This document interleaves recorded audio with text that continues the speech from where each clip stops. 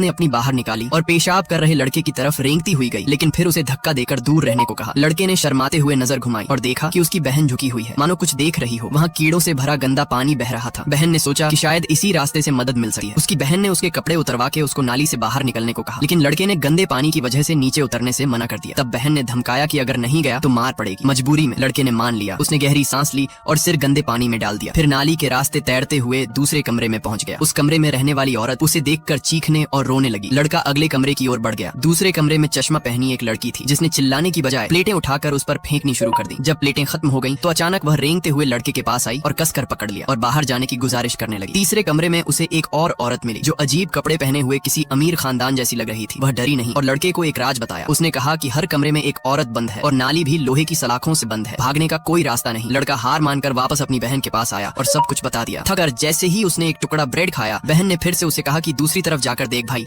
मजबूरी में भाई फिर निकल गया और बहन चुपके से ब्रेड खाने लगी। अगले कमरे में एक सोई हुई औरत थी। जैसे ही वह जागी, लड़के को देखकर डर गई। लड़का आगे बढ़ गया। एक और कमरे में उसे कोई नहीं मिला, लेकिन आखिरी कमरे में जो औरत मिली वह पागल सी थी। उसने लड़के को पकड़ लिया और बोली, आज 6 बजे सब मारे जाएंगे। लड़के को लगा औरत झूठ बोल रही है, लेकिन तभी उसने नाली से कुछ अजीब चीज देखी और डर गया। लेकिन नाली का रास्ता भी सलाखों से बंद था। वह वापस बहन के पास आया और उस औरत की बात बताई। बहन को यकीन नहीं हुआ। फिर उन्होंने 6 बजने का इंतजार किया। 6 बजे तक कुछ नहीं हुआ तो बहन को लगा औरत पागल है। फिर भी उसने लड़के को कहा कि जाओ और चीजें इकट्ठा करके लाओ। लड़का वापस उसी अमीर औरत के कमरे में गया। उसने उसे एक गुब्बारा दिया और इशारे से जमीन पर रखे 6 प्लेटें दिखाई। लड़के को समझ आया कि आज ही उसकी मौत का दिन है। लड़का लाचार होकर बहन के पास लौटा और दोनों नाली के पास बैठे। थोड़ी देर बाद गंदा पानी खून से लाल हो गया। शायद उस औरत की मौत हो चुकी थी। बहन यह सोचकर टूट गई कि कुछ दिनों बाद उनका भी यही हाल होगा। उसने दीवार पर कमरों का नक्शा बनाया और पल पल गिनने लगी। तभी दरवाजा खुला और कातिल हाथ में आरी लेकर अंदर आया। बहन डरते हुए भाई का इंतजार कर रही थी। तभी उसने देखा कि नाली का पानी खून से लाल हो गया, लेकिन अचानक भाई खून से भीगा हुआ बाहर निकल गया। तभी कातिल आया